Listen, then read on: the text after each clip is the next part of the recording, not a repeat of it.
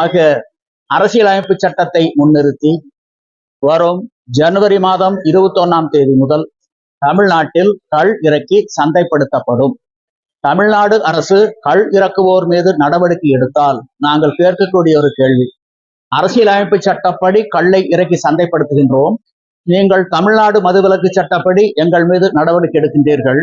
அப்படி எடுத்தால் அரசியலமைப்பு சட்டத்துக்கு கட்டுப்பட்டது மதுவிலக்கு சட்டமா, இல்லை மதுவிலக்கு சட்டத்துக்கு உட்பட்டது அரசியலமைப்பு சட்டமா? இதற்கு யாராலும் பதில் சொல்லவே முடியாது. எங்களை பொறுத்தளவில் உணவு போதைப் பொருள் அல்ல, மது அல்ல.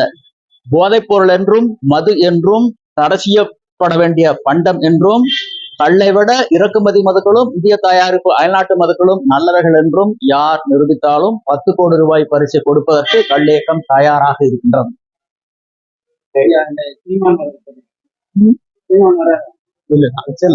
வரும் ஜனவரி